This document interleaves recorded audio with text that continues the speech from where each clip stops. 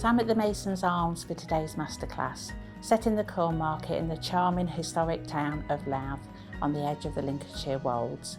This handsome 300-year-old building is both a bistro and a hotel. My name's Angela Kane, and today I will be presenting session 1 on legislation.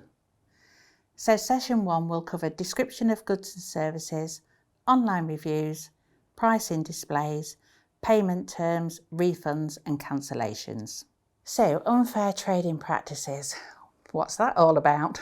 Well, actually all it is to say that you should be treating your customers fairly.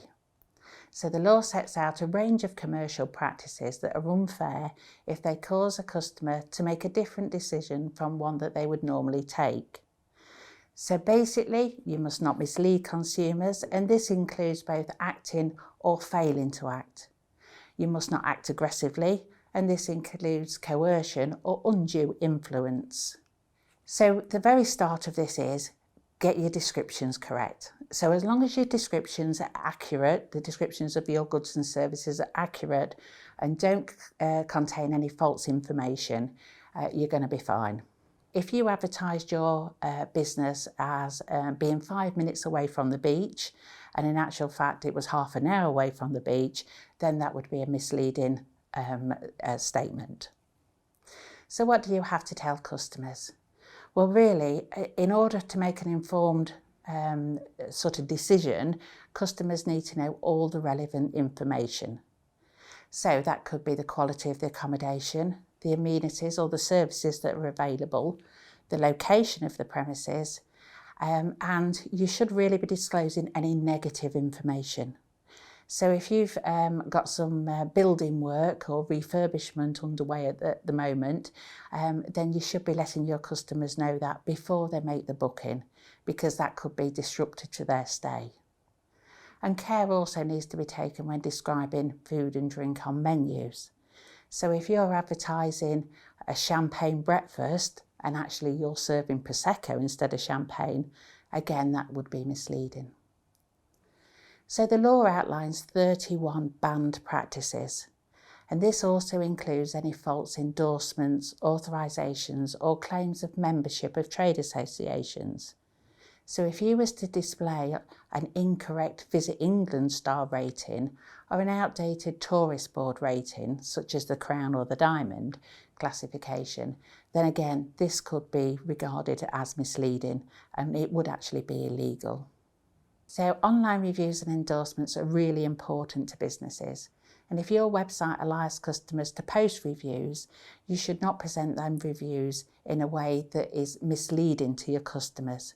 So the reviews should be accurate and reflect the customer's views, regardless of whether those views are positive or negative. You can't write reviews yourself or commission fake reviews, and nor can you offer inducements to customers in return for writing positive reviews. You should be displaying your prices and giving customers price information. Again, this price information must not be misleading. And so if you was offering accommodation, then you should be displaying a price list for that accommodation. And it would need to be in a prominent place, so probably in reception or online on your website or in a brochure. And all prices should be inclusive of any compulsory service charges and VAT. And if you take deposits or advance payments, then you just need to be careful to make sure that you're in line with the law on that one. So if you provide accommodation, you'll need to display the room rates. And it's suggested that the price list you display should include the price of a bedroom for one person. Now, if that's just one flat rate, that's absolutely fine, because that'll be like £55 per night. But if you do a range of prices, then what you need to do is include the highest and the lowest. So say, for example, rooms available between £50 and £60 per night. You should include the price of a bedroom for 2 people, and also the price of any accommodation of any other type of room, so say a family room or something like that. And obviously you would need to indicate if that price is inclusive of breakfast or any other meals. Got to be really careful not to overcharge. So if you advertise your prices, for example, on a sign outside your premises or on a brochure or website, you need to be careful to include all the non-optional extras in your price and stick to them when you present the bill to the customer. What you don't want is customers sort of challenging that bill and things on there that they weren't aware that they had to pay for. If there's a chance that your prices could vary during the lifetime of the advert, then make this clear. So for example, if you charge different prices for high and low season, then just make this clear in the advert. And you shouldn't be charging any surcharge for using a credit or a debit card when people pay the bill. So if you offer attractions, you should be given price information on the actual price of admission, and that's for adults and for children. Whether there's any reduction in price if there's a group of people, so sometimes if more than 10 people are attending the attraction, you can offer a discount. Whether the price includes admission of all the exhibits or rides or activities. But if there is sort of components that are sold separately, then you should be indicating this in the price information. So bookings and terms and conditions. Once you've accepted a booking from a customer, you normally have to honour that booking because you've entered into a legally binding contract with the customer. To avoid any problems with cancellation or no-shows, you should have a cancellation procedure in place and ensure that customers are aware of the booking terms and conditions before accepting a booking. Your terms don't have to be written, but it is better if they are, because then you can rely on them and you know what's been agreed. Your terms can appear on the back of a contract, on your website, or on the back of your brochure. You don't have to have written terms and conditions if you don't want to, but it could be difficult if you want to, if ever there's a dispute with a customer, if you can actually point to something that you've done in writing, then there's your evidence. So if you wish to rely on the terms of the contract you have with customers, it's essential that those terms are fair. An unfair term is not legally binding on customers, so there's no point in actually putting a term in there that's unfair. And enforcers or regulators can actually take action to stop you using it anyway. Generally, contract terms and notices are unfair if they put the customer at an unfair disadvantage. So the law applies a fairness test and starts by asking whether the wording that you've used tilts the rights and responsibilities between you and the customer and the rights of the trader too much in favour of the trader. So deposits and advance payments. If a customer cancels and it's not your fault, you've got the right to protect yourself financially. But what you can keep must take into account of what your business has actually lost as a result, and it can't be excessive. So if somebody pays £100 deposit and then cancels, but actually your business has only lost £50 by that customer cancelling, then that would be a fair amount to keep.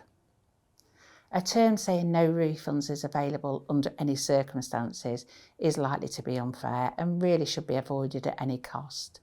And if you did have such a term in there and then you cancelled the contract, your customer would have a legal right to a refund anyway, so there's no point in you including that in there, but steer away from anything that says no refunds.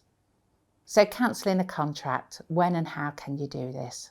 So you may want to include a term that allows both you and the customer legitimate reasons for bringing a contract to an end.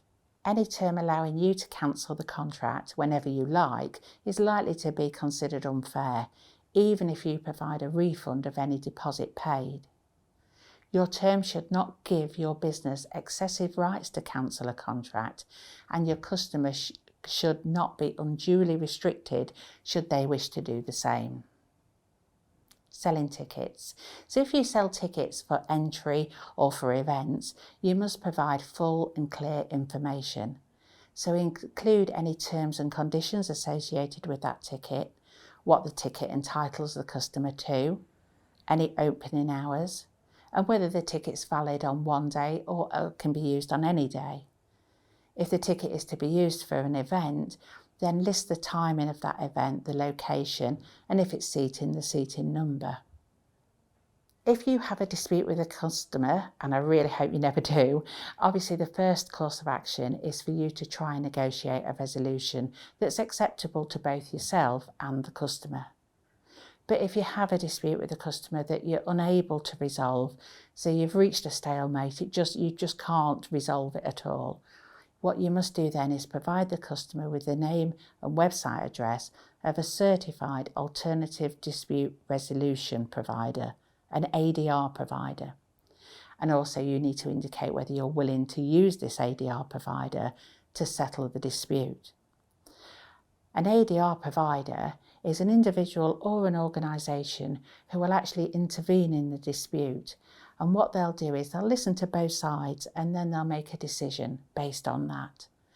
It's often cheaper than going to court and also a lot quicker, so if you can, always think about using an ADR provider. So that is the end of session 1 of 3 on legislation, and I do hope you found the session useful and interesting.